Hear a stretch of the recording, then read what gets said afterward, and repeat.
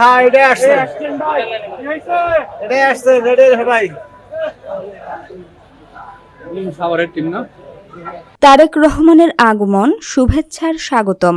বিস্তারিত থাকছে সাভার থেকে মাসুদ রানাকে সাথে নিয়ে ফয়জুল ইসলামের প্রতিবেদনে।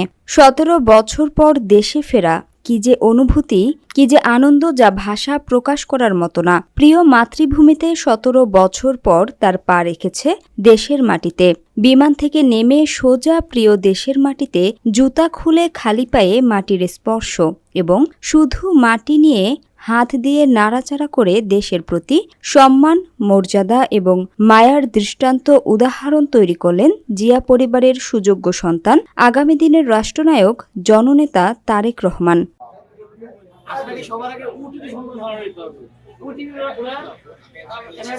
তারেক রহমানের ঐতিহাসিক স্বদেশ প্রত্যাবর্তনে মুক্তির আনন্দে উল্লাসে জনগণ।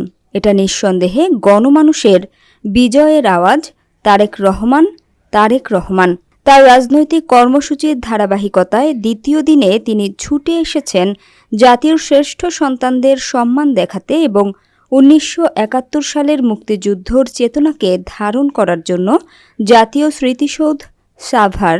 প্রায় ৬ ঘণ্টার রাস্তায় রাস্তায় দাঁড়িয়ে থাকা, অত্যন্ত বিনয়ের সঙ্গে, আগ্রহের সঙ্গে, ধৈর্যের সঙ্গে হাজার হাজার নেতাকর্মীদের সঙ্গে শুভেচ্ছা বিনিময় করতে করতে সপরিবারে পৌঁছায় স্মৃতিসৌধে। জনাব তারেক রহমান সবার কাছে দোয়া চেয়েছেন, হাত নেড়ে শুভেচ্ছা বিনিময় করেছেন। সেই দুপুর থেকে অপেক্ষা করছে সংবাদকর্মী, দলের নেতাকর্মী। এরপর কেন্দ্রীয় নেতৃবৃন্দকে সাথে নিয়ে স্মৃতিসৌধ পুষ্প অর্পণ করেন এবং প্রদর্শন বইয়ে স্বাক্ষর করেন। সে সময় স্লোগানে স্লোগানে মুখরিত স্মৃতিসৌধ। আসসালামু আলাইকুম।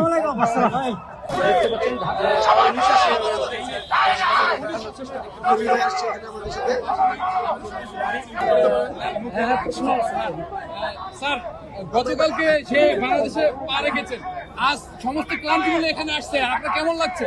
খুবই ভালো লাগছে, কারণ ঢাকা ১৯-এ অন্তর্গত একটি এলাকা হলো জাতীয় স্মৃতিসৌধ। সারা বাংলাদেশের জাতীয় দিবসে নেতৃবৃন্দ এখানে আসে ফুল দিতে। আমাদের প্রিয় নেতা ১৭ বছর পর দেশে এসে, গতকাল দেশে এসছেন, তারপরে তিনি আজকে জাতীয় স্মৃতি আসছেন। আমরা সবাই খুব উদ্বেলিত, আমরা আবেগে আপ্লুত এবং আমাদের মধ্যে যে স্পিরিট কাজ করছে, মনে হচ্ছে অতীতে সমস্ত দুঃখ কষ্ট আমরা ভুলে গিয়েছি। আমি আমার নিজেকে ধন্য মনে করছি যে এরকম একটি জায়গায় আমি আগেও দুইবার সংসদ সদস্য ছিলাম।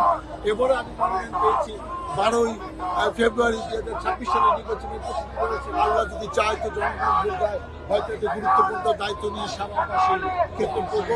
মহানগরের কাছে শতকোটি শুকরিয়া। এরকম একটি সুন্দর অনুষ্ঠানে আমিও উপস্থিত থেকে সবার সাথে প্রিয় নেতার সাথে ফুল দিতে পারবো। সবাইকে অনেক অনেক ধন্যবাদ।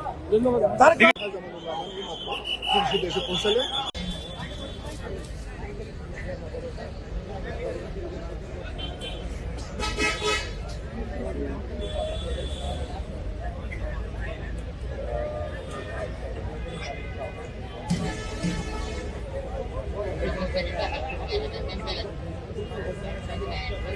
যতক্ষণ পর্যন্ত এই অনুষ্ঠান শেষ হবে ততক্ষণ পর্যন্ত লোক আসতেই থাকবে।